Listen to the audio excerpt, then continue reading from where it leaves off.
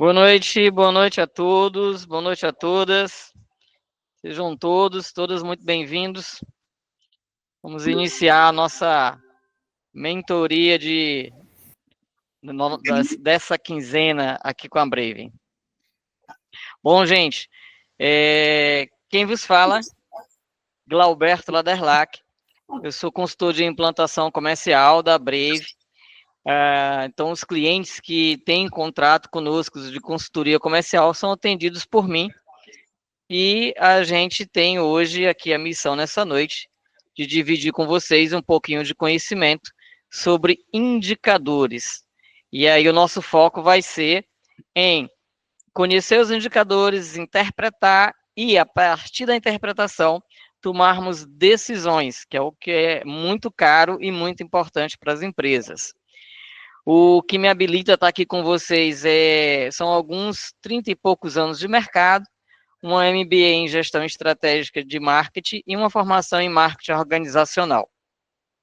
Então, com essa bagagem que a gente vai dividir um pouco do nosso conhecimento com vocês. Para a gente entender o porquê que vocês vieram até aqui, eu gostaria de saber, vocês podem utilizar o chat ou de repente abrir o microfone, para nos dizer de onde vocês falam, qual é o negócio de vocês e se vocês já são ou não clientes da Brave. Tá bom? Por favor, fiquem à vontade de usar ou o chat ou o microfone para que a gente entenda quem são os nossos participantes, né? Tem bastante gente aqui conosco e seria muito importante a gente saber quem são vocês.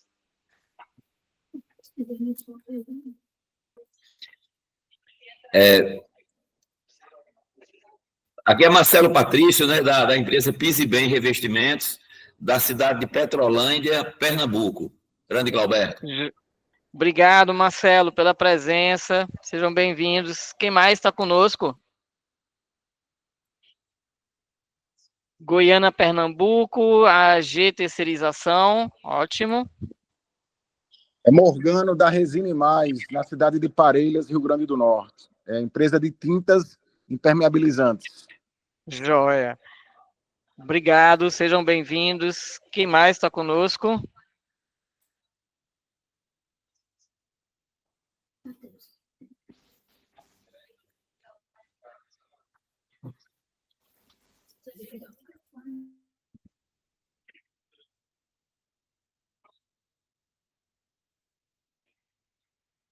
Entrando mais alguém.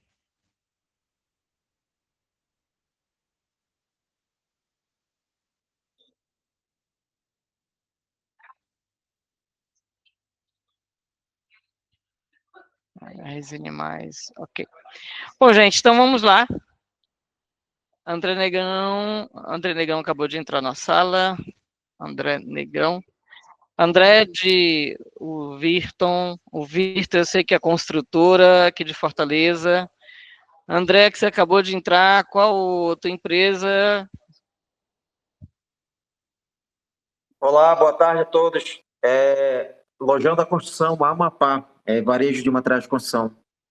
Joia, obrigado. Isso. Meu amigo Eduardo, do Geladão Distribuidora, lá de Manaus. Acabou de entrar também. A Lumina Bem-Estar, Terapias Integrativas. Seja muito bem-vinda, senhora Jaqueline. Então, vamos nós, gente. Vamos lá. Vamos falar de indicadores. Então, o que é isso, né? Brincadeira de Globo Repórter. Para que eles servem? Como é que eles se reproduzem?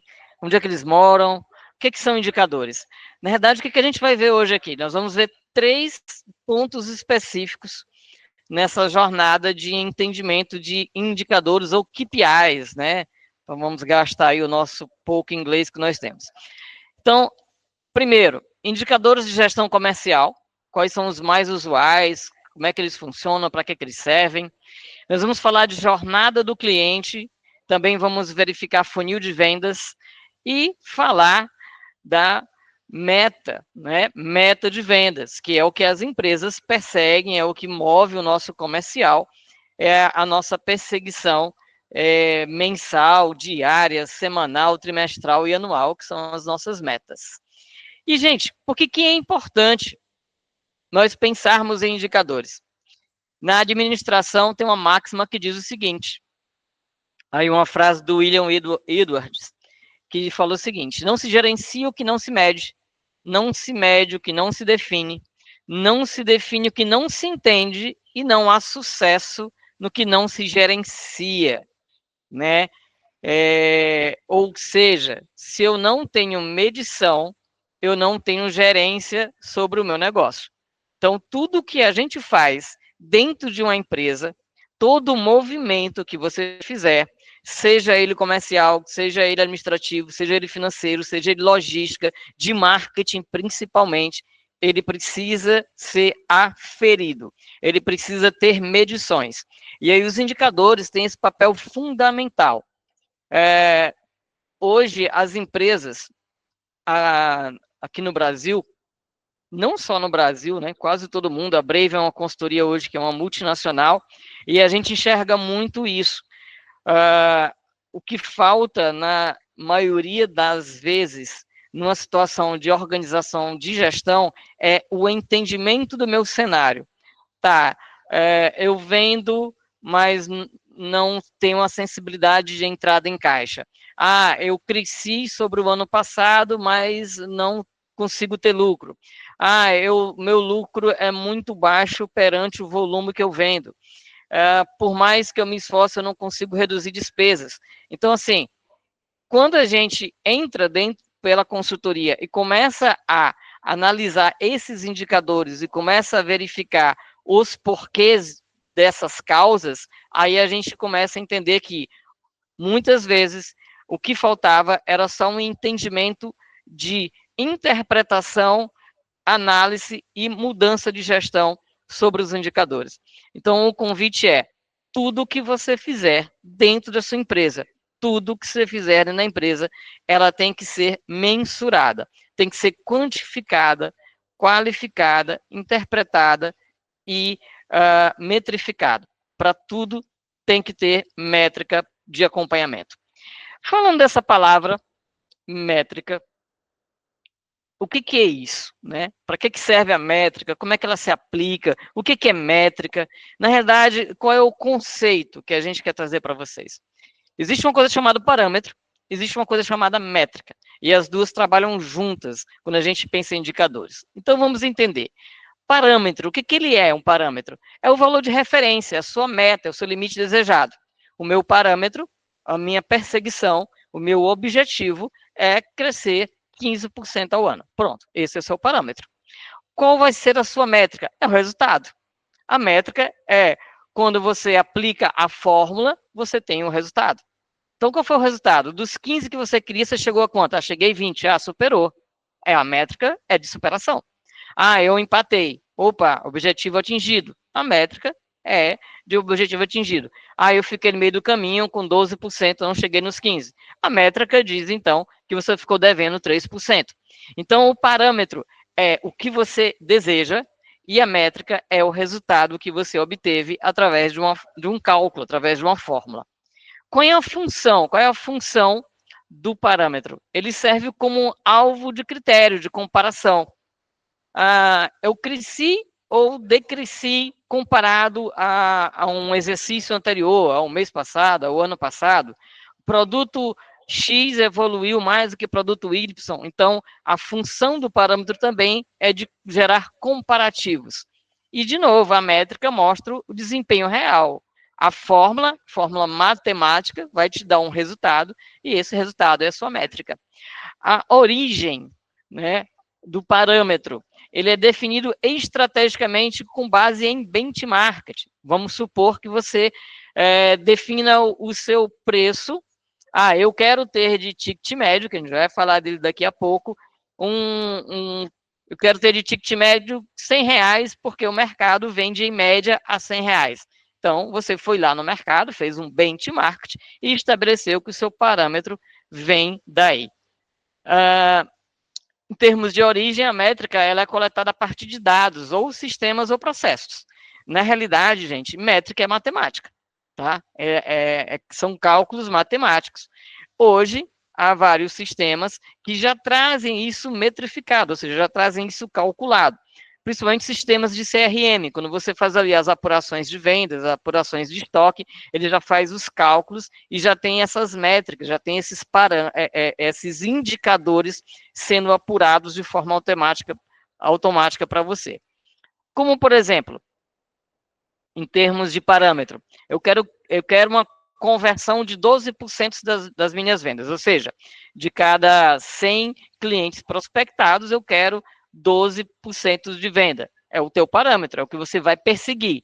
Aí, digamos que você não consiga, ficou ali no meio do caminho, 9,8. Bom, a matemática diz, a métrica está dizendo que você não chegou nos 12, ficou com 9,8 de resultado. Em termos de análise, o parâmetro ele vai te ajudar a avaliar os resultados se estão adequados. Quando você estabelece um parâmetro, quando você estabelece uma meta, você tem que entender se essa meta, se esse parâmetro é adequado ao seu cenário, adequado ao seu negócio, adequado à sua situação. E a métrica vai te dizer se está sendo cumprido ou não o seu objetivo. Ela serve de apuração. E por fim, gente, em um indicador, o parâmetro é o limite que se espera e a métrica é o valor medido ou monitorado, é a fórmula matemática que vai te dar o resultado. Até aqui, esses dois conceitos, alguém tem alguma dúvida? Ou é muito cedo para ter dúvida? Ou ficou claro? A gente segue ou alguém quer fazer alguma pergunta? Entre parâmetro e métrica. Vocês estão todos aí ainda? As conexões estão ativas. Roberto, entendi, parâmetro e métrica. A explicação chegou à linha de entendimento.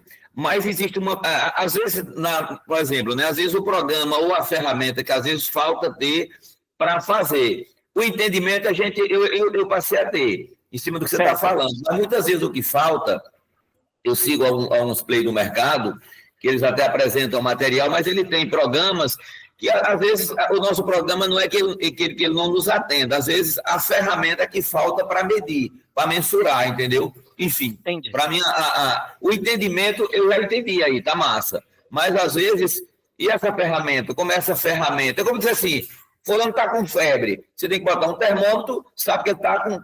Às vezes, a 40 que está com febre não está. Então, é fácil de você medir. Então, para quem tem a ferramenta, tá falso, é fácil. Enfim, não é a dúvida.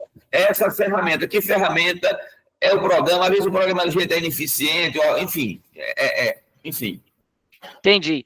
Bom, Marcelo, o importante é a gente entender a fórmula, né? A métrica de apuração, o cálculo matemático a ser apurado.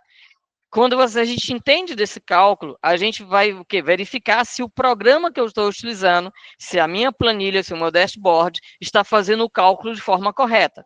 Então, o que acontece muitas vezes é isso. O entendimento sobre a fórmula aplicada matematicamente sobre o indicador que você quer acompanhar, ele é científico, ele é metrificado, ele é um cálculo específico. O que você vai precisar verificar é o meu sistema, o meu CRM, ou a minha planilha, ou o meu BI lá que eu estiver utilizando, a ferramenta que eu estiver utilizando, está calculando, utilizando a fórmula de cálculo correta?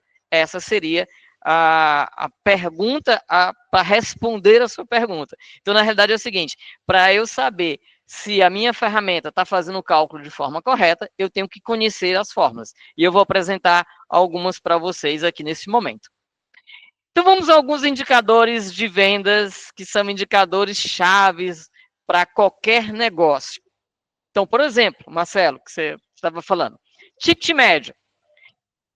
Qual é a métrica do ticket médio? Ou seja, qual é a fórmula matemática que faz um cálculo de ticket médio? Eu pego meu total de vendas e divido pela minha quantidade de vendas. Então, no exemplo que ele colocou aí, se eu vendi 50 mil reais em 100 vendas, o meu ticket é de 500 reais. Então, vamos lá. Eu tenho que entender se essa aplicação matemática está sendo feita de forma correta no sistema que eu resolvi usar. Por ser uma fórmula muito trivial, eu acredito que raramente nós vamos encontrar um CRM, um RP que dê esse dado errado. Mas é possível que haja, sim, algum desvio de cálculo. O que às vezes acontece, e aí eu trouxe um indicador que, pelo que eu já andei conversando com alguns dos nossos clientes, é pouco apurado, ou ele é subestimado, digamos assim, que é o ticket médio por cliente. Entendam a diferença primordial aqui nessa situação, gente. O ticket médio, eu estou falando do ticket médio de vendas. Qual o meu ticket, qual o valor que eu tenho em uma média entre uma venda e outra. Vendas, quantidade de vendas, ticket médio. No entanto, as vendas são realizadas por consumidores, por clientes, digamos assim. Então, quantos clientes me compraram? Quantas pessoas me compraram? Aí eu tenho um ticket médio por cliente. Aí aqui a fórmula já é outra. Ó. Eu tenho o meu total de vendas dividido pelo meu número de consumidores. Aí eu tenho, ó, no exemplo, os mesmos 50 mil, que está dividido por 50 consumidores. Vejam que meu ticket médio lá em cima foi de R$500 por venda. Agora eu tenho R$1.000 por cliente. Se eu juntar essas duas informações, qual é a interpretação que eu tenho que ter? É que, ora, cada cliente meu, em média, me faz 2 compras dentro do período. Entendem por que agora é importante eu olhar para os 2 indicadores? Entendendo que cada cliente meu faz 2 compras no período, isso me dá algumas ideias. O que eu posso fazer para, de repente, eu melhorar a logística e esse cliente fazer uma compra única no mês? E isso me dá mais espaço, me dá mais tempo, me dá mais condição de prospectar novos clientes, porque meus vendedores estarão menos ocupados. Ou o que impede o meu cliente de fazer uma compra única? Ou será que ele está fazendo 2 compras porque ele é a condição financeira, é a condição de recebimento? Ele me usa como just time, ou seja, eu sou o estoque dele. Esse entendimento, essa interpretação, gente, é gestão de vendas.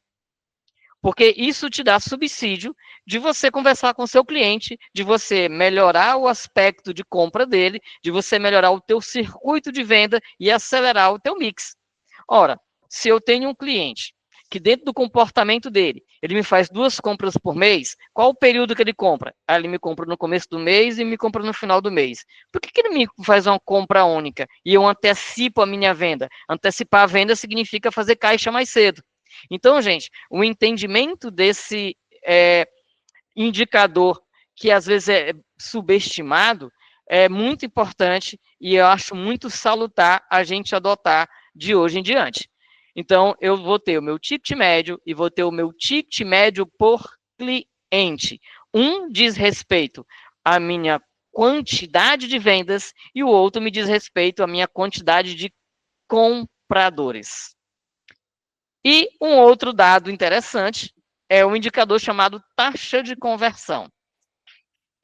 Que é o quê? Eu vou pegar a minha quantidade de vendas que eu realizei e dividir pela quantidade de oportunidades ou de propostas enviadas. O pessoal do B2B sabe muito bem o que é isso. O pessoal do B2B que atende empresas, que manda orçamentos, que envia propostas, que trabalha com projetos, ele vai lá. Eu mandei 100 orçamentos, fiz 100 entrevistas, fiz 100 visitas, ou seja, eu abri 100 oportunidades, mas eu fiz 20 vendas. Qual é a minha taxa de conversão? É de 20%. O que me impede de sair de 20 para 25? O que me impede de ter 70% de conversão? Quais são os cenários que me propiciam ou que me acorrentam? Medir a tua conversão é muito importante. Aliás, medir a conversão de todos os teus movimentos de vendas é muito importante. Aqui a gente está falando de taxa de conversão de venda direta. Loja de varejo, por exemplo, um fator dificultador é saber Quantos atendimentos eu dei por dia? Quantas pessoas entraram na minha loja? Ah, meu amigo, só se eu colocar aquelas câmeras com inteligência artificial que vão fazer contagem de entrada. É uma opção, mas é cara. Mas eu posso também colocar em cada caixa uma folhinha de papel e pedir para que a menina faça aquela anotação naqueles quadradinhos. Ó, vai fazendo quadradinho aqui e vai perguntando de onde veio essa pessoa, de onde é que ela veio, qual foi a ferramenta que trouxe, qual foi a mídia que gerou a visita dela. E aí eu tenho uma conversão por mídia, e eu começo a ter dados, eu começo a ter informações. Ou seja, a frase que a gente começou o nosso papo de hoje, tudo, né, que se mede é gerenciável. O que eu não meço, eu não tenho gerência sobre ele. Alguma dúvida, gente, sobre alguns desses indicadores? Ticket médio por cliente e taxa de conversão? Há dúvidas ou eu posso prosseguir? Tranquilo para todo mundo? Tranquilo. Então vamos prosseguir. Então a gente traz aí, ó, para ficar mais explicitado e detalhado para vocês o comportamento de cada indicador, a métrica de cada um deles, fatores que influenciam. Olha só para que serve o indicador, gente. É para você começar a construir entendimento, interpretação, para que você tenha condição de olhar para o número e pensar, o que ele está me trazendo? Qual a informação que esse número me traz? Então, a gente tem aí, ó, ticket médio, o que pode influenciar no teu ticket médio? Mix de produto influencia no teu ticket, política de preço influencia no teu ticket, ações promocionais influenciam no teu ticket. E aí eu quero chamar a atenção para um dado que outro dia encontrei numa empresa, cliente nossa, onde a gente fez ali a curva ABC dele, a gente pegou lá o que ele gira, né, de venda, fizemos a curva ABC de produtos, e aí a gente fez uma coluna dos preços. Então, eu tenho minha média de preços de venda. E apuramos o ticket médio. E qual era a inquietude do empresário? Eu não entendo. Eu tenho um bom giro de estoque, eu tenho uma boa venda, mas eu não consigo ver muito a lucratividade das minhas vendas. Ora, o ticket médio dele estava 36% abaixo do preço médio que ele pratica. Então, o que você entende por desse cruzamento de informações? É que a política de preço dele, as ações promocionais, a atividade exacerbada de dar desconto estava ofendendo o preço que ele tinha determinado de prática. Então, esse tipo de situação, quando você faz o cruzamento das informações, apurei meu ticket médio, comparei com o meu preço médio de um produto e vejo a relação que está se estabelecendo. Se meu ticket médio estiver muito abaixo do meu preço, obviamente, eu vou ter a sensação de enxugar gelo. Por quê? Porque as tuas despesas vão corroer a tua lucratividade. Então, quais são as análises que a gente tem que fazer? Quedas podem indicar descontos, que eu acabei de falar agora para vocês. Aumento pode refletir melhora no mix consultivas, né? Então, se você tem uma equipe que é muito boa de negociação, se é uma equipe que é muito boa de fazer cross-sell ou upsell, você vai ter aumento de ticket. Eu já explico o conceito de cross-sell e upsell, é um assunto para daqui a pouco, mas já dou esses conceitozinhos para vocês. E, gente, o parâmetro, né? De onde eu estabeleço a minha meta de ticket médio? Por canal de venda. Então, você vai ter, é muito comum a regionalização. Eu tenho ali, vamos supor, 4 lojas, 5 lojas, estão em cidades diferentes, áreas diferentes, populações diferentes, renda per capita diferente. Então, eu posso ter políticas de preço diferentes e estabelecer ticket médio diferente para cada PDV, para cada canal de vendas. Eu posso estabelecer que meu ticket médio no e-commerce vai ser um e o meu ticket médio de loja vai ser outro. Isso é muito comum, isso é muito habitual. E também para o produto. Produtos de curva A, eu quero um ticket médio pelo menos igual ao preço. Produtos de curva B, eu posso estabelecer que posso aceitar 5% abaixo do preço, e produtos de curva C, que eu quero ali promover o produto, eu posso aceitar uma variação maior pelo preço de venda estabelecido. Então, você precisa entender qual o parâmetro é salutar financeiramente para a tua empresa na aplicação do teu ticket médio. Ticket por cliente. Quais são os fatores que influenciam o teu ticket por cliente? Frequência de compra e fidelização. E aí entra o que eu falei, ó, upselling e cross-selling. O que é o upselling? Upselling eu sei que eu vendo, lá no exemplo que a gente deu, R$500, aliás, R$1.000 por cliente. Meu cliente, ele tem o hábito, né, pela apuração, de me comprar R$1.000. O que impede ele comprar 1.200? Como é que eu posso fazer ele fazer um up? Ou seja, subir a compra dele. Eu posso fazer a compra dele ter um up, subir, através de cross-selling. O que é o cross-selling? Eu faço um estudo do que ele me compra, eu verifico qual é o mix que ele roda comigo e vou ofertar aquilo que ele não compra. Ou seja, vou fazer um cruzamento de indicação de produtos.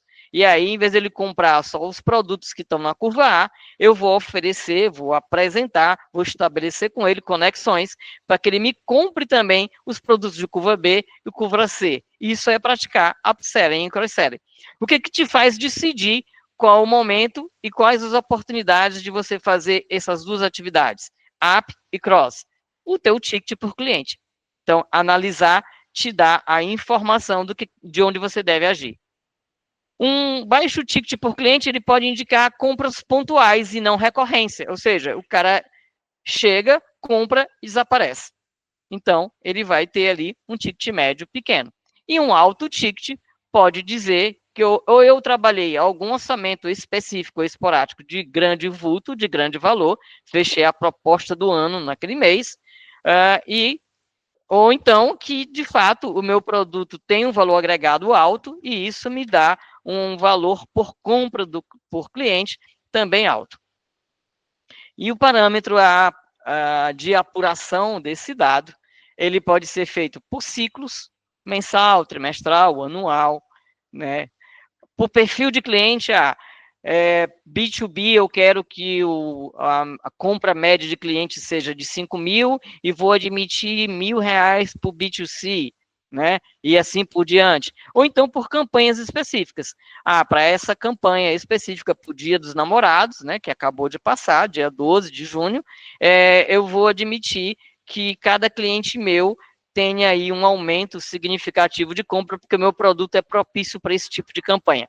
Então, o parâmetro, ou seja, a meta que você vai estabelecer, vai depender também do circuito de venda que você esteja gerando. E, gente, taxa de conversão pode ser influenciada pela qualidade da tua prospecção, ou seja, a qualidade dos teus leads. Pode ser influenciada pela habilidade ou falta de habilidade do teu time de converter a oportunidade em compras, em vendas, e a aderência do produto.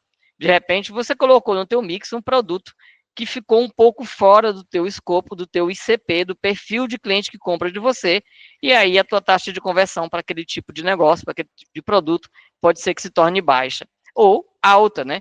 A influência pode ser tanto para uma como para outra.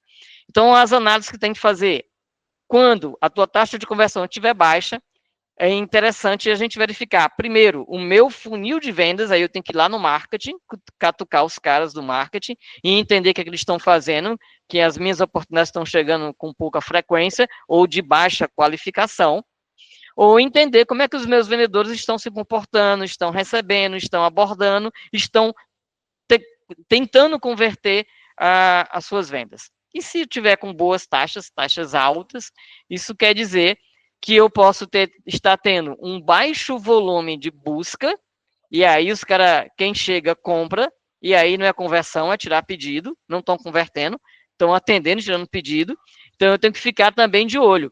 Altas taxas de conversão só é muito bom quando eu tenho uma alta frequência de visitação, uma alta frequência de envio de proposta, uma alta frequência de busca ativa de cliente, senão a minha conversão está disfarçada. E o parâmetro, as metas que eu vou utilizar, é por etapa do funil. Cada etapa do funil eu quero um percentual de conversão específico. Eu posso estabelecer que eu quero uma taxa de conversão maior por vendedor, vendedor veterano, vendedor de casa, vendedor de segmento, vendedor B2C é uma taxa, vendedor B2B é outro tipo de taxa de conversão, e pela origem. Eu fiz uma campanha aqui de marketing, onde eu investi bastante dinheiro, e eu quero que os leads dessa campanha, pelo valor de investimento, sejam convertidos em um alto e bom número, ou seja, eu quero uma alta taxa de conversão. Então, o parâmetro de decisão, o parâmetro de medição de cada indicador vai depender dessas variáveis que a gente traz aqui para vocês de forma detalhada. Perguntas? Posso prosseguir? Estamos no começo da nossa apresentação, temos bastante coisa para a gente ver, mas fiquem à vontade, levantem a mão ou abram os microfones que a gente tira as dúvidas de vocês.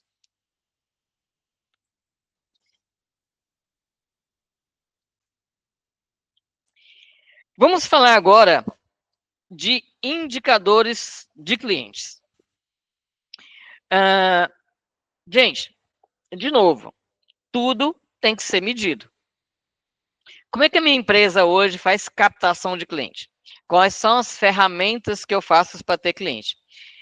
Inclusive, a gente vai ver aqui no funil de vendas que cliente é uma etapa do funil de vendas. Consumidor é outra etapa do funil de vendas. Lead é outro pedaço do funil de vendas. E a gente tem que entender esses conceitos e quantificar essa volumetria, quantificar essa jornada e medir os seus indicadores, aferir as suas conversões.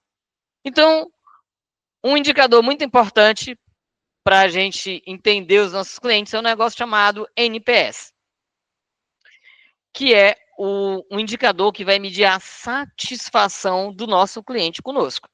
É através dessa satisfação que a gente entende se eu tenho condição de promover campanhas de indicação, se o meu comprador, se o meu consumidor é meu vendedor, ou se ele está satisfeito ou insatisfeito conosco.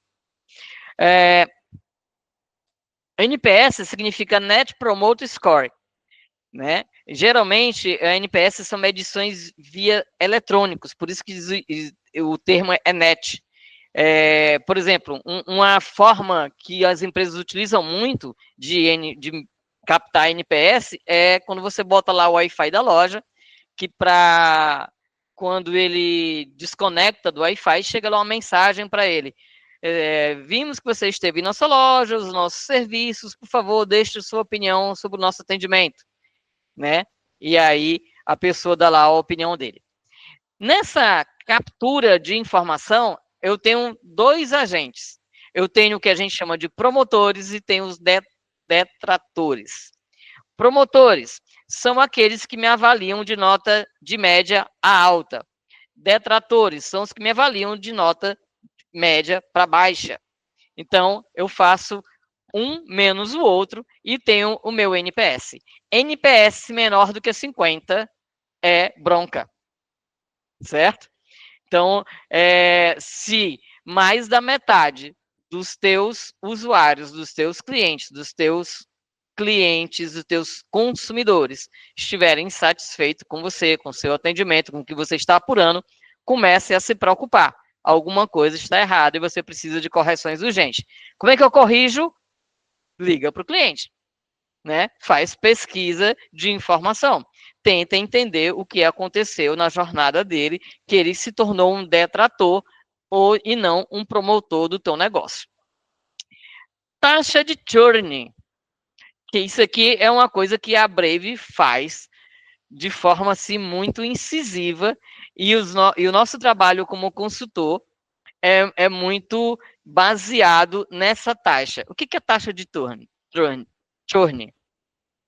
É a medição, gente, da tua perca de cliente. Quando você perde clientes, quando você tem evasão de clientes, isso te causa prejuízo. Você tem queda de faturamento, você tem queda de ticket, você tem queda de carteira. Então, você precisa entender se a tua quantidade de clientes perdidos está te gerando ofensas ao teu negócio. E você precisa verificar E isso a gente chama isso de taxa de churn. Como é que a gente calcula? Qual é a métrica, né? Qual é a fórmula de cálculo? Clientes perdidos dividido por clientes entrantes e eu multiplico por 100 para ter um percentual. Então, por exemplo, eu tive 50 clientes perdidos, mas entraram 500 clientes novos. Então, eu tenho 10% de churn. Para algumas empresas, gente, 10%, dependendo do volume, é coisa pra caramba, é desesperador. Assim como, dependendo do volume, se a gente estiver falando aí de uma empresa que tenha seus 5 mil clientes mês, 10% talvez não gere tanta ofensa. Então, cada conversão, cada indicador, ele vai ter reflexos diferentes para o tamanho de negócio e para o circuito de vendas diferente de cada uma das empresas que vocês hoje administram, que vocês hoje têm. Alguém não conhecia algum desses dois indicadores que eu trouxe aqui? Alguém já apura? Quem está apurando hoje NPS e churn? Por favor, fala aí para a gente entender. Quem está fazendo a apuração desses dois indicadores?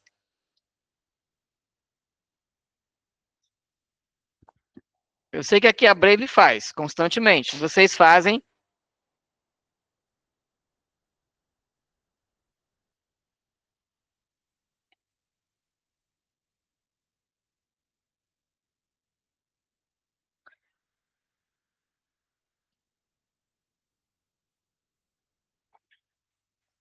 Virton, trabalha aí com a construção civil, né, Virton? Trabalha por contrato.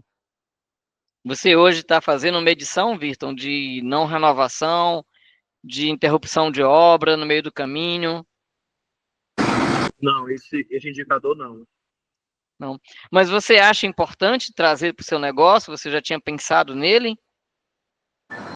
Na verdade, eu até tentei em algum momento, mas eu não consegui realmente manter esse indicador, mas é sim, acho sim. Tá joia. Obrigado, Virton, pela colaboração. O André Negrão disse que começou a fazer.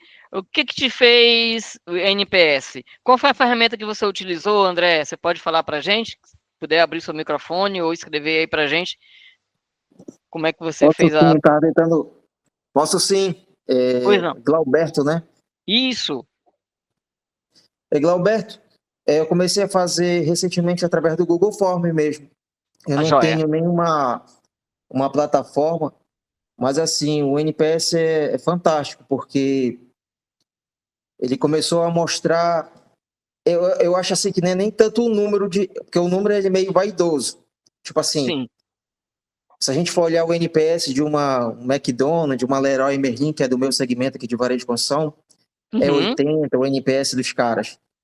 Mas o que é mais legal do NPS, quando começa a fazer, o NPS, como você falou, aquela pergunta de 0 a 10, quanto você indica essa empresa para um amigo ou um familiar? Sim. Só que o que é legal do NPS, quando você faz essa pergunta para o cliente, aí tem uma perguntinha lá embaixo. E por que você deu essa resposta? Se eu não me engano, é mais ou menos assim. Aí o cliente vai começar a dizer, eu fui o motorista entregou o material de qualquer jeito. Entendi. A entrega está demorando muito. Ou então, fui comprar o produto da promoção e não estava o preço tal. Então, é o cliente que começa a dizer para você quais são os pontos falhos. E, através da NPS, a gente começou a criar planos de ações aqui dentro da empresa, por exemplo. A gente percebeu que a gente está precisando de mais empilhadeira. Porque há uma retirada muito grande no nosso depósito de piso e porcelanato, por exemplo, é o Pague Leve. O cliente compra e leva na hora. Só que o fluxo, a gente não está dando ponto só com uma empilhadeira. Então, através do NPS, a gente descobriu que a gente tem que adquirir mais uma empilhadeira. Ou seja, é o cliente, né? Não sou eu que estou dizendo, é o cliente que está dizendo. É o cliente que está pedindo. Isso. Perfeito, André, obrigado, viu? Olha só, gente, o que o André está trazendo para a gente. Isso aqui é para isso que serve a análise do indicador. Eu faço a apuração do indicador, baseado numa métrica, numa fórmula matemática, ele me traz uma resposta e eu tomo decisões a partir dele. Então, assim, a gente precisa entender que indicador, a gente faz a medição, a interpretação e toma a ação baseada na correção, na melhoria daquele indicador. Mais indicadores de clientes. Aí a gente já bota um pezinho no marketing ali, tá? O CLV, LTV e CAC. CLV, gente, é quanto o cliente ele gera para você.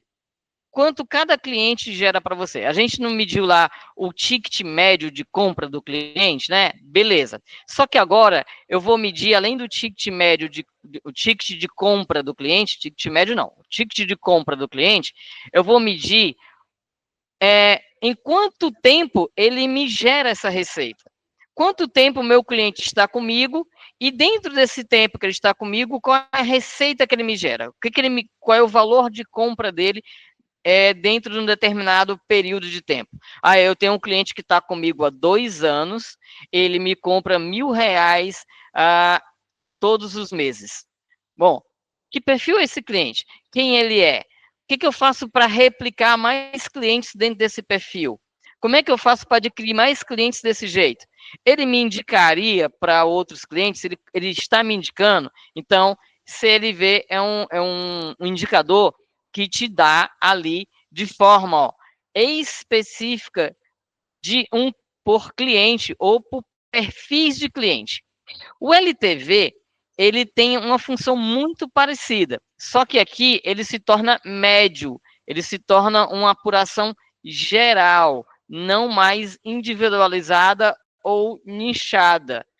Então, aqui, no CLV, eu vou atrás de valor específico, de clientes específico ou de grupo de clientes específico. O LTV é o geral da minha empresa, é a minha média. Então, é importante a gente entender qual o tempo de vida e qual o ticket de compra desse cliente nesse tempo de vida comigo. Então, por exemplo, hoje, dentro da sua carteira, quem trabalha no B2B, quanto tempo os teus clientes de carteira estão contigo? Minha empresa é uma empresa de 10 anos. Joia. Quantos clientes você tem que tem 10 anos contigo? Quantos clientes você tem que tem 5 anos? Quantos clientes você tem que tem 3 anos?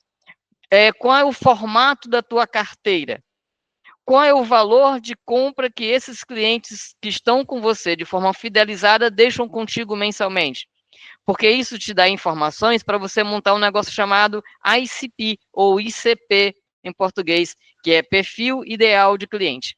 É através dessa informação que você determina qual o perfil que você tem que perseguir, porque você já sabe que deu sucesso. E, gente, CAC é o custo de aquisição de cliente. Hoje, o teu marketing te pede uma verba lá de X mil reais para fazer tráfego, para fazer impulsionamentos, e isso te retorna uma quantidade específica de leads, que a gente vai já falar aqui de funil de vendas. Aí esses leads se tornam clientes, esses clientes se tornam consumidores. Quanto custou cada consumidor desse?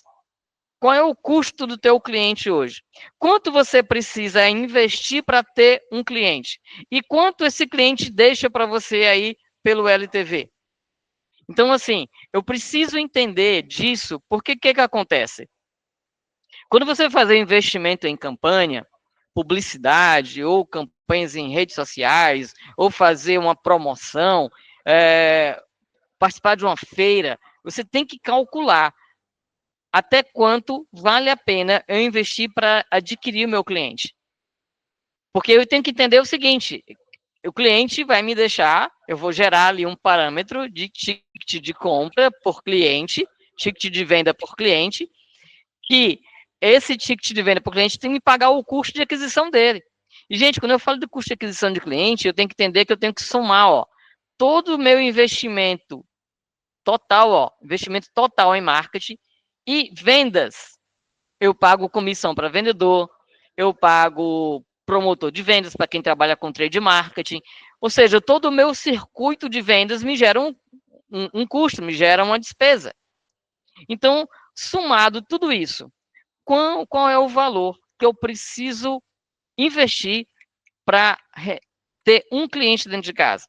Às vezes esse cálculo também é um cálculo pouco subestimado, ou é feito só à base da captação de leads. Então, assim, gente, fazer o cálculo de aquisição do cliente também é uma informação muito importante para a tomada de decisão da empresa. Senão, você vai ter a sensação de ter investido, desculpem, de ter investido muito na determinada campanha, de ter feito um movimento grandioso e tem a sensação de ter lucrado pouco com essa campanha, porque o teu custo de aquisição de cliente ficou muito alto, ficou além do que você paga hoje para ter cliente. Tranquilo? Até aqui? Dúvidas? Para vocês entenderem melhor, a gente traz aqui também um quadro bem explicativo, bem didático, sobre cada um desses indicadores e de como você vai poder enxergá-los de forma melhor. Então, recapitulando, para a gente poder prosseguir. CLV, ele vai medir de forma específica o que um cliente ou um grupo, né, entrega para a empresa durante um período de relacionamento. Qual é o foco? É avaliar minha lucratividade individual ou de segmentos, determinados segmentos de clientes. Possíveis causas de desvios e alertas. Clientes com CLV muito baixo, ou baixa é igual a baixa recorrência, ticket baixo, ou ele tem baixa fidelização. Ele só compra quando não encontra na concorrência. Ele está lá na tua carteira, ele compra de você, mas ele não compra o teu mix todo. Ele compra só determinado tipo de produto, ou só compra quando está na promoção. Então, se o teu CLV hoje é baixo, você precisa entender por que ele está baixo. E, gente, qual é o parâmetro que a gente precisa ter de avaliação do CLV? Por grupo ou cluster, como está aí, perfil de cliente ou canal ou origem de lead. Eu vou admitir que um cliente vindo do Instagram, ele tem um CLV baixo, mas eu não vou admitir um CLV baixo para um cliente que me venha de uma indicação direta de outro cliente. Então, você pode estabelecer metas, parâmetros de avaliação do resultado, avaliação da métrica, diferente de acordo com o perfil, a origem de cada tipo de cliente especificamente. O LTV, que aí já é a média de todos os teus clientes, não de um grupo específico. Ele serve para você entender o potencial financeiro médio de um cliente, né, de forma típica, né, que é onde você vai formar, inclusive, o teu perfil de cliente ideal através dos valores de LTV. Uma queda brusca no LTV, ele pode indicar falhas de retenção, ou seja, minha equipe vende, mas não retém. Então, se ela não retém, ela vai exigir que eu esteja num movimento constante de apreensão de novos clientes. E isso custa caro para as empresas, a gente sabe muito bem disso. Então, LTV baixo, né, me exige ter atenção em manutenção de cliente. Ou seja, retenção, pós-venda, avaliar NPS, avaliar satisfação, tá? E o parâmetro, ou seja, a aferição pode ser por produto, ou por canal de venda, ou por tipo de contrato para quem trabalha com serviço, né? Então, por exemplo, o Virton, que trabalha lá com serviço de construção civil, clientes, pessoa física, tem de ter um LTV baixo, porque ele vai me fazer uma obra específica e não vai ter continuidade daquela obra, a obra finalizada, só daqui a alguns anos, quando tiver uma reforma, pode ser que ele volte. Mas se for uma construtora que tem obras constantes, eu tenho que ter um LTV de médio a alto, porque é uma construtora que demanda obras de forma mais recorrente. Então, eu, como prestador de serviço na área de construção civil, tenho que estabelecer parâmetros diferentes para tipo de clientes diferente. O custo de aquisição de cliente, né, o custo médio de aquisição, que é o CAC, ele vai servir para que você tenha uma medição eficiente das ações de marketing e vendas. Não isole na hora de calcular o CAC só o que é marketing. Entenda, você está fazendo a medição do custo de aquisição de cliente, e o teu vendedor é responsável pela aquisição do cliente. Se o teu vendedor também é responsável pela aquisição de cliente, os custos dele também tem que estar nesse cálculo. Então, o cálculo elevado, ele quer dizer o seguinte: campanhas ineficientes, leads mal qualificados, ou você tem um ciclo de fechamento muito longo. Determinados tipos de produtos ou contratos, você tem mais ou menos tempo de fechamento. Então, se o teu fechamento de contrato, teu fechamento de vendas for um ciclo muito longo, você vai ter uma elevação do teu custo de CAC. Então, mas se você tem um período curto de fechamento de compra, não justifica ter um CAC tão alto.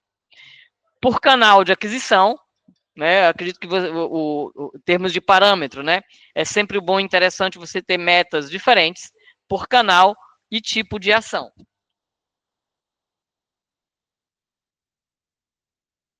A taxa de churn ou a taxa de perda ou apreensão e retenção é sempre avaliar a retenção baseada em satisfação ou insatisfação, ou, dependendo do tipo de serviço, em término finalização de contratos. Se você estabelecer um tempo de cumprimento de contrato e esse cliente saiu antes desse tempo, isso é um churn. Se esse cliente está finalizando o contrato e não há uma renovação ou uma continuidade, ou não há especificamente mais o que você fazer com ele, é término de contrato, isso não é churn. Certo? Que a gente estabeleça também essa situação. Pegar de novo aqui o caso do Virto, né, que ele trabalha com construção civil. Fez um contrato específico de construção de um galpão. Então, galpão concluído, obra entregue dentro do prazo, cliente satisfeito, finalizou o contrato, vida que segue. Isso não é churn. O tempo de construção do galpão estava contratado para 2 anos. Em 6 meses, o cliente, não, Vitor, eu vou parar por aqui, estou sem verba, não consigo mais te pagar, eu não estou satisfeito com o andamento da obra, não estou gostando do acabamento. Opa, aqui é um churn. Eu tinha um contrato de 2 anos, que no 6º mês o cliente resolveu abandonar o contrato, sair do contrato. Lógico, aí vem as cláusulas legais, as condições e tal, o jurídico envolvido, mas entenda, se o meu cliente está me abandonando antes do prazo estabelecido de término de contrato, isso é um churn. Beleza?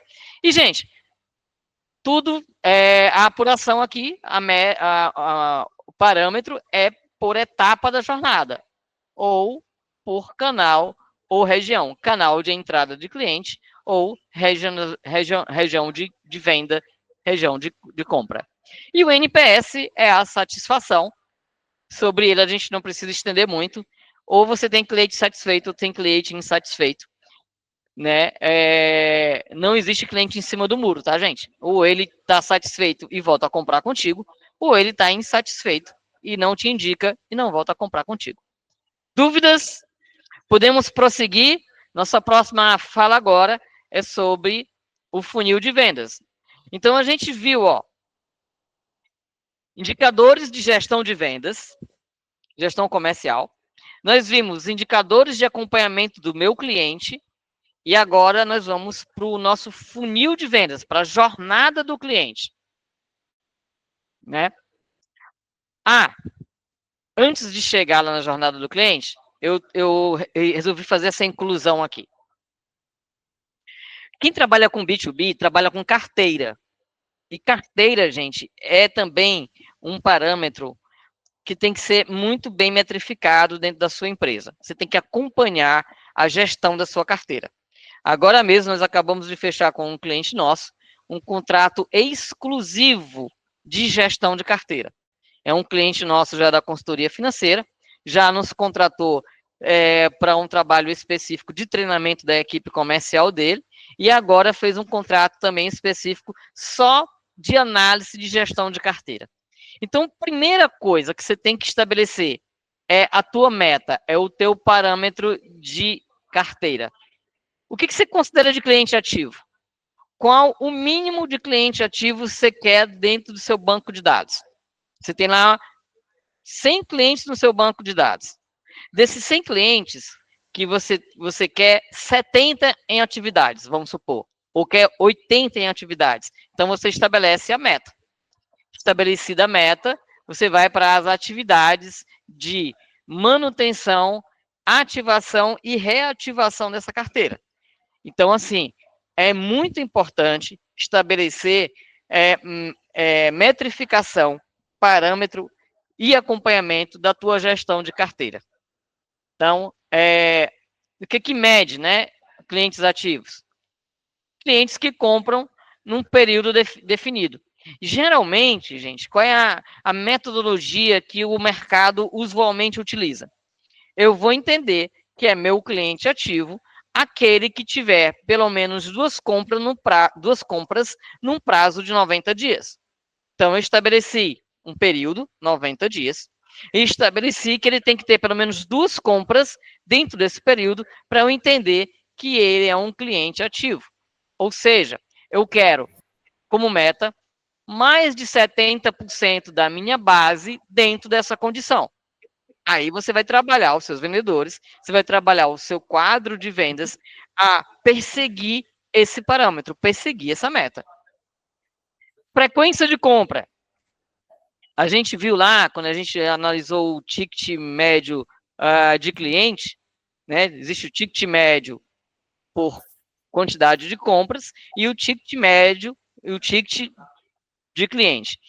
Que há a possibilidade do cliente me comprar 2 vezes, 3 vezes, 4 vezes, uma vez só no mês. Então, eu preciso entender qual é a frequência de compra do meu cliente. Eu preciso apurar esse dado, né? Ou seja, qual é a quantidade média de compras que o meu cliente estabelece comigo.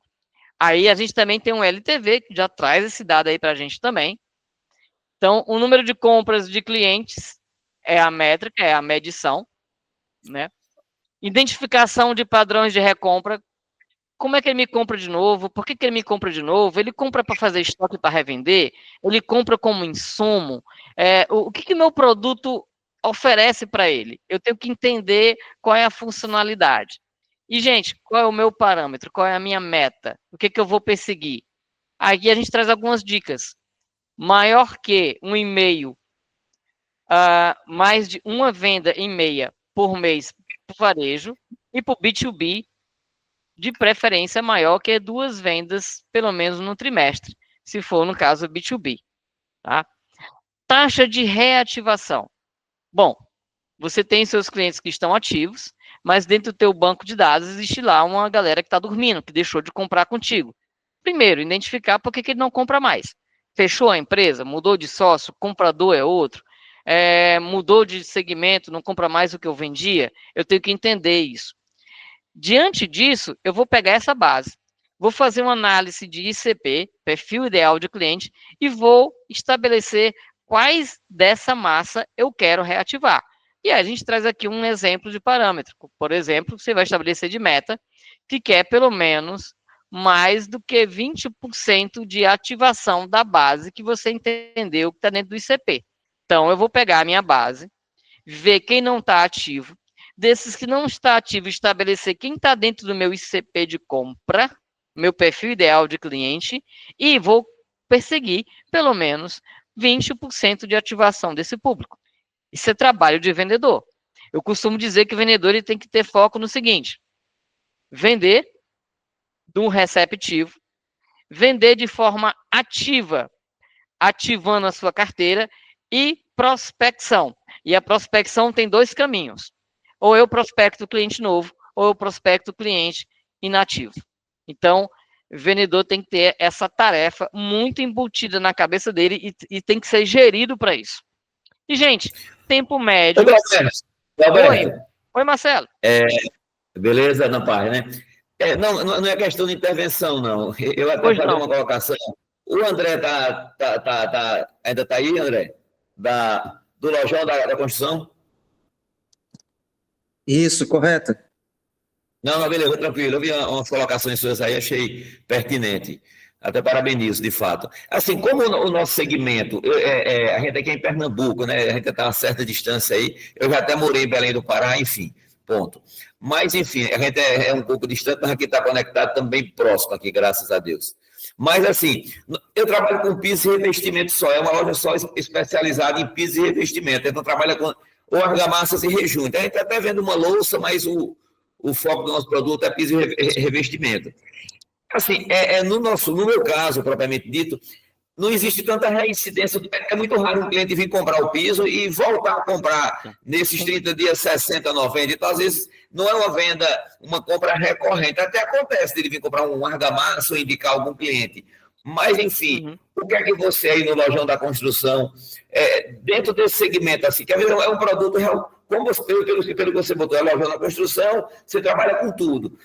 Aí talvez fosse até mais fácil, para expor até um fato da Leroy e tal, mas enfim, dentro de piso e investimento, tem alguma experiência para que esse cliente volte, enfim, ou em outro nicho da construção, se puder dar um feedback, eu fico grato aí, enfim. Vamos lá, só ver se eu entendi a tua pergunta. Como é que eu poderia fazer para aumentar a recorrência desse grupo de produto? É piso, revestimento, é isso? Pronto, o cliente que, sim, no piso e investimento, especificamente falando. O que é que você Bom, tem doutor, feito aí, enfim? realmente esse é um desafio enorme aqui do nosso setor de Matcom, de varejo de materiais de construção. Eu tenho um dado aqui que a recorrência média do varejo de materiais de construção, o cliente ele volta em média 2,5 a 3 vezes ao ano para fazer a recompra dele. Quando a gente vai para Certo. o piso e revestimento, a gente tem que entender assim, existe a primeira etapa da obra, a segunda e a terceira. Tu tá pegando esse cara no momento de compra dele na terceira etapa de compra desse cliente. Ou seja, é um termômetro. Se o cliente está... se ele está comprando piso e revestimento, ele está comprando acabamento. Qual é o termômetro?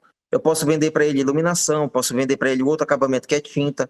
Então, eu te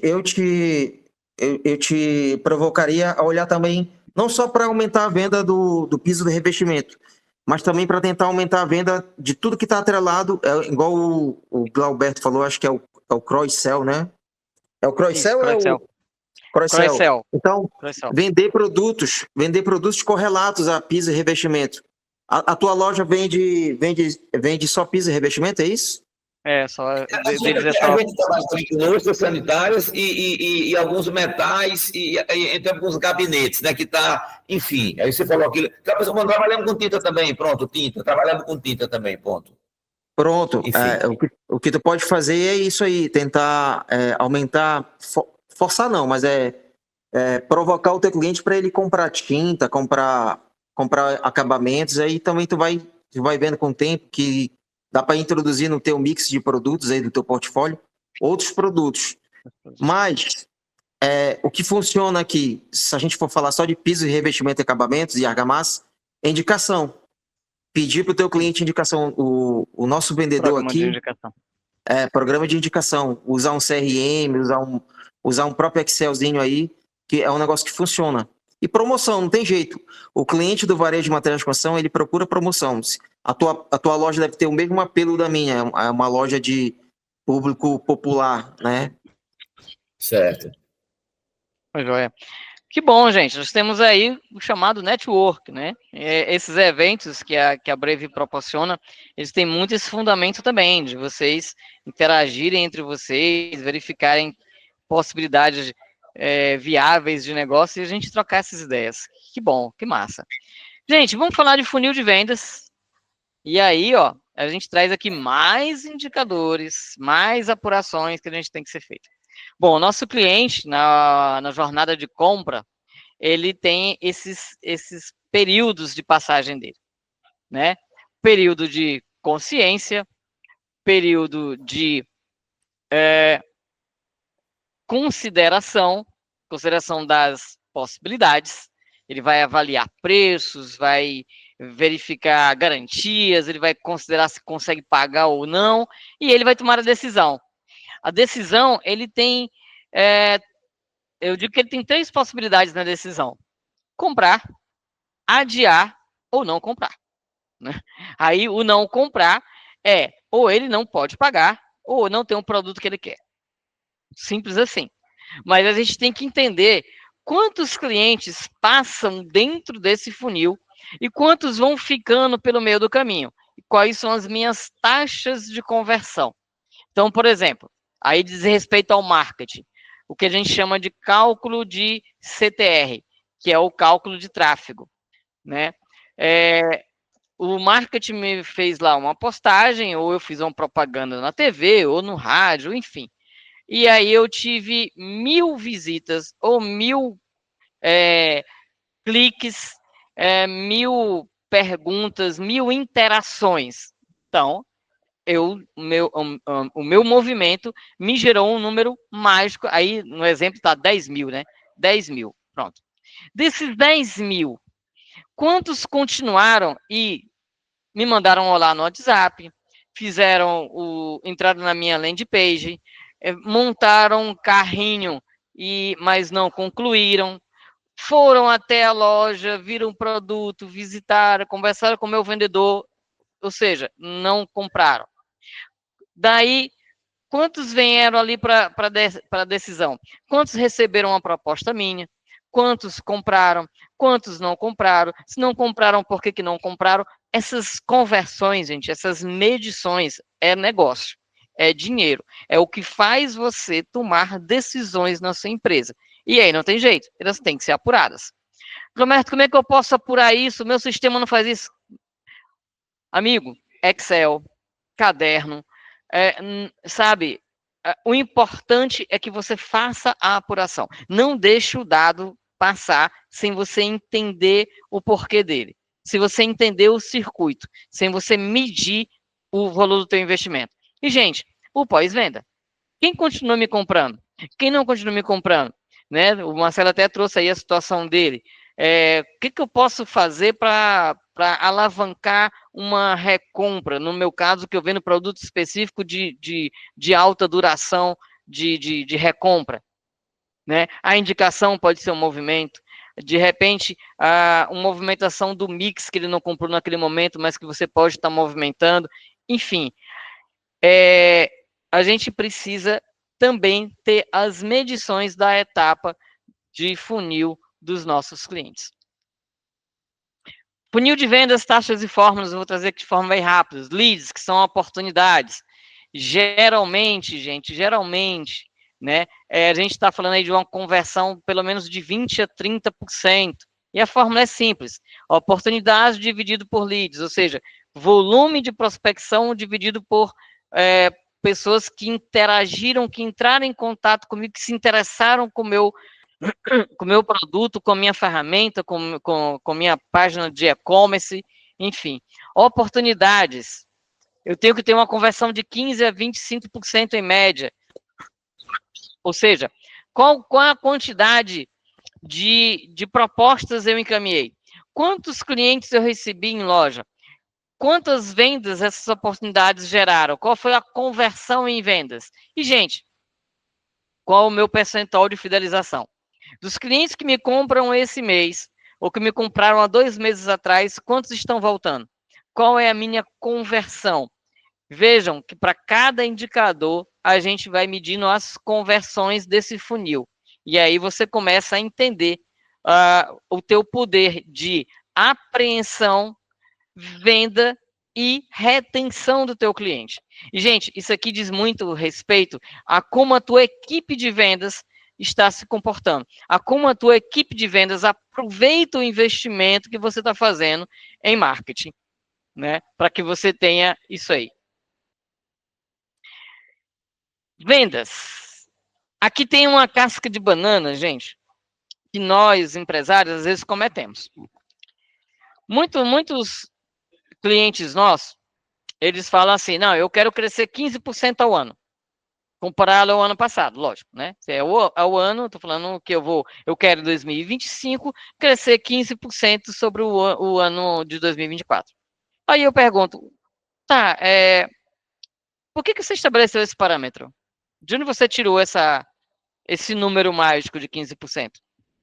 Porque o mercado hoje, essa é a média que o mercado cresce, certo, beleza. Então tá bom, vamos estabelecer uma meta de crescimento de 15%, isso é muito fácil. Eu pego ali o quanto eu faturei ano passado, né? Coloco um acréscimo de 15%, a forma matemática simples. Então, por exemplo, se eu vendi 1 milhão, esse ano eu quero 1.150.000. A pergunta que eu faço é, qual foi o critério? Qual o critério de estabelecer 15%? Quanto foi o IPCA que influenciou o preço do teu produto do ano passado para cá? Qual foi o aumento médio, reajuste médio de preço que você deu ao seu produto comparado do ano passado para cá? Qual foi o valor de percentual de acréscimo de salário mínimo que você teve que dar para a sua folha de pagamento comparado ao ano passado para cá. Esses indicadores paralelos, gente, é que vão te dizer se 15% é bom, é pouco ou está longe. Então, assim, quando a gente estabelece crescimento anual, a gente tem que estabelecer baseado em critérios econômicos, em critérios financeiros, em critérios lógicos. Senão, se torna um número mágico que de mágico, no final, pode ser um desastre. Né? E, às vezes, você tem também aquela sensação, caramba, eu cresci referente ao ano passado, mas eu não consigo perceber esse crescimento. Pelo contrário, eu estou tendo menos lucro que o ano passado. Como é que o teu preço foi reajustado? O volume, o reajuste do teu preço acompanhou os reajustes dos teus fornecedores? Acompanhou o teu reajuste de folha de pagamento? Acompanhou a inflação? Enfim, você tem que entender de dados econômicos para estabelecer o teu parâmetro, a tua meta de crescimento. E aí, eu vou entrar numa esfera aqui, que é dos meus colegas consultores financeiros, mas a Brave é uma consultoria que nasceu com o foco em atendimento financeiro, e hoje a maioria dos nossos clientes são clientes da área financeira, né? Eu não posso me furtar de enveredar nesse âmbito, né? Nessa floresta mágica que é a análise financeira. O que os meus colegas mais dizem? Que a forma mais segura de você estabelecer uma meta é baseado em atender ponto de equilíbrio. O que é um ponto de equilíbrio? É eu conseguir pagar as minhas despesas, né, mínimas. Só que existe uma fórmula financeira, uma fórmula matemática para a gente chegar nesse cálculo. Então, a primeira coisa que eu tenho que apurar é uma coisa chamada margem de contribuição. Então, minha margem de contribuição, a fórmula é meu preço que eu pratico menos meu custo variável. Então, por exemplo, o meu produto que custa R$100 e eu tenho de custo variável R$60, ou seja, a minha margem de contribuição é de R$40. Encontrei minha primeira variável para o cálculo do ponto de equilíbrio. Meu ponto de equilíbrio, então, eu calculo da seguinte forma. Se lá na margem de contribuição eu peguei os custos variáveis, agora eu pego os meus custos fixos. Aí eu pego os meus custos fixos e divido pela minha margem de contribuição. Então, se eu entender, no exemplo aqui, que meus custos fixos sejam de R$400 mil e a margem de contribuição do meu produto é de R$40, eu preciso vender 10 mil unidades. Gente, a gente está estabelecendo aqui que eu tenho que vender 10 mil unidades para poder pagar as minhas contas. Simples assim. Então, ao invés da gente gerar ali um parâmetro, uma meta baseada em um crescimento anual de um critério não estabelecido, o convite é: tenha um cálculo científico, uma métrica matemática científica para estabelecer o teu cálculo de meta, que isso te dá mais segurança. Então, vamos pensar aqui. Eu vou fazer um cálculo de meta agora, estabelecendo que eu quero 25% de lucro, além de pagar as minhas contas. Aí, o cálculo é o mesmo. Eu faço minha margem de contribuição, calculo o meu ponto de equilíbrio, acrescento 25% e agora eu tenho aqui que eu tenho que vender 1.250.000 baseado num parâmetro científico que estabelece segurança para o meu negócio. Certo? Então, o convite que eu faço para vocês. Quem estiver na consultoria financeira conosco, que ainda não tiver abordado esses temas com os consultores financeiros de vocês, que vocês corram com as informações necessárias para fazer esses cálculos.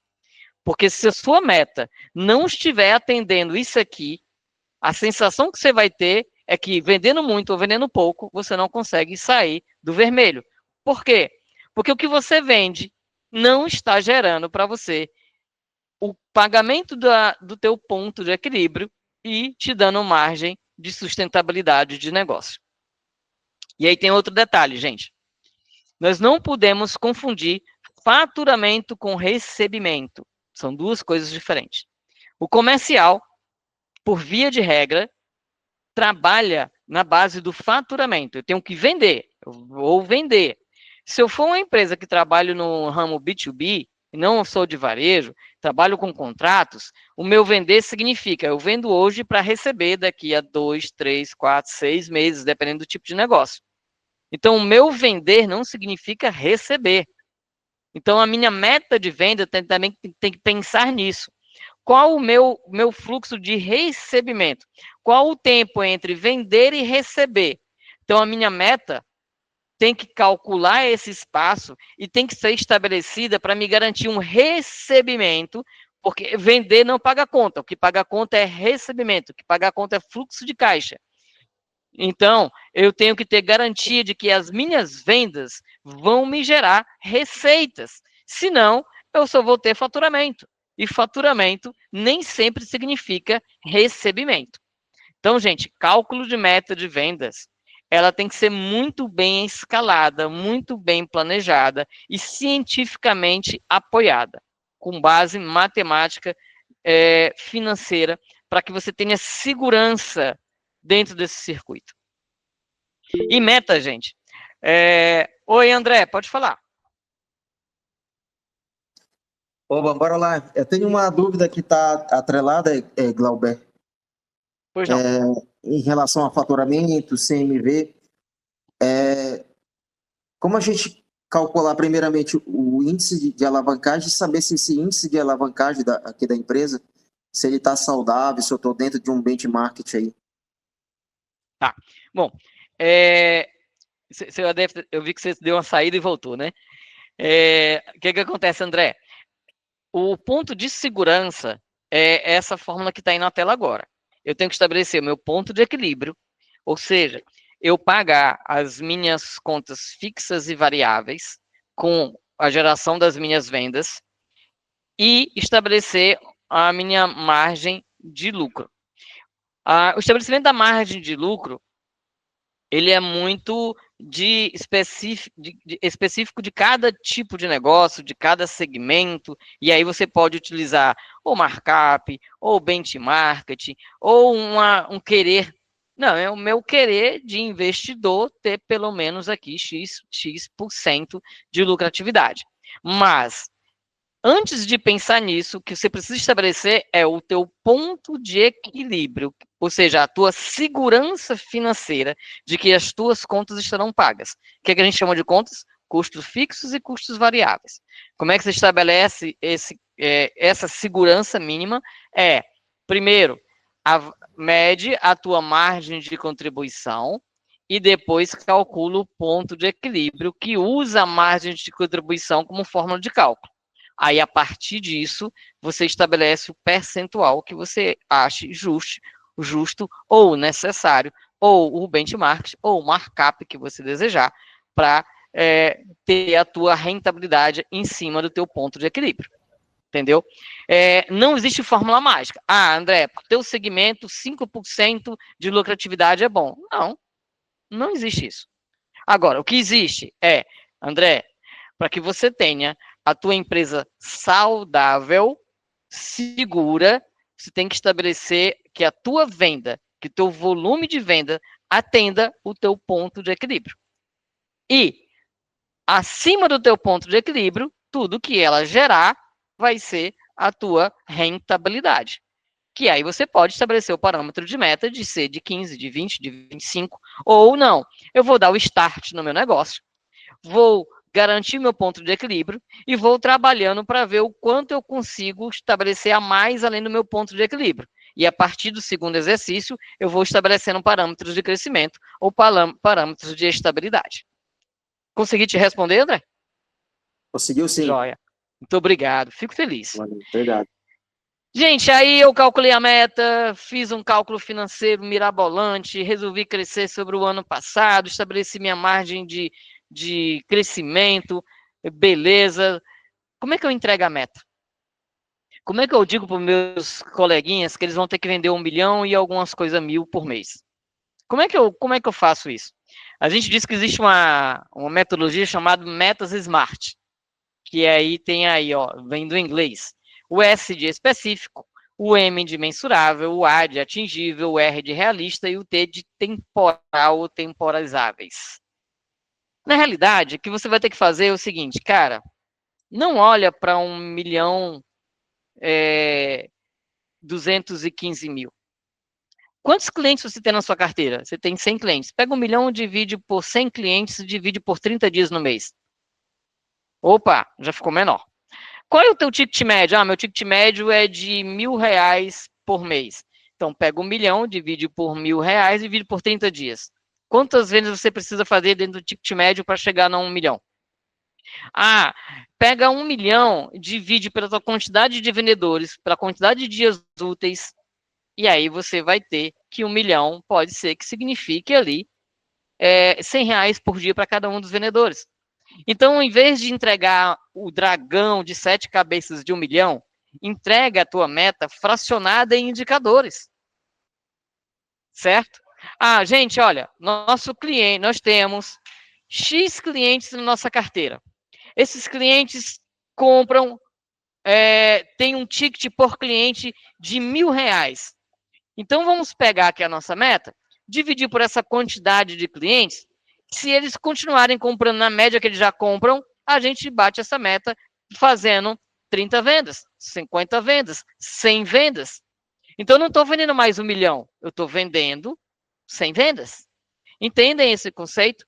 Que a meta, ela precisa ser entregue para a equipe de forma atingível.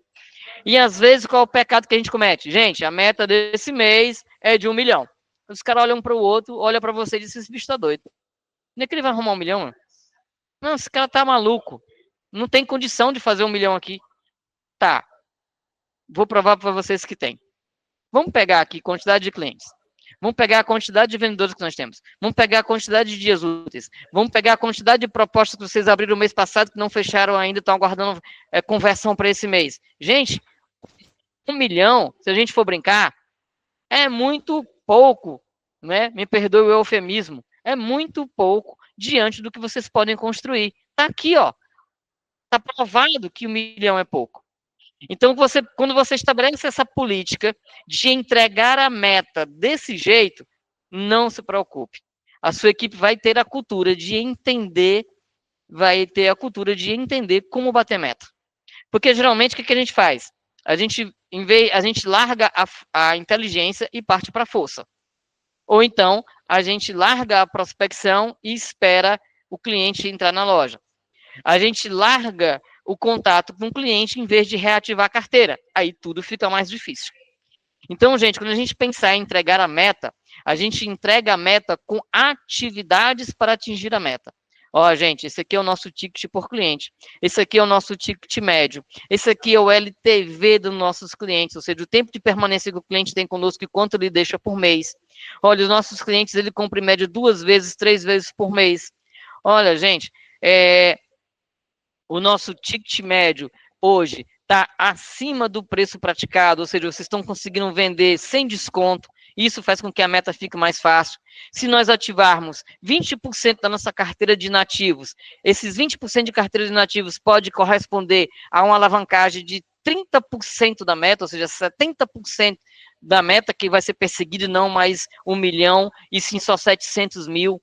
Desses 700 mil, nós temos 100 clientes ativos, que já correspondem a mais 50% da meta, ou seja, você só precisa correr atrás de 30% da meta, porque 70% está garantida.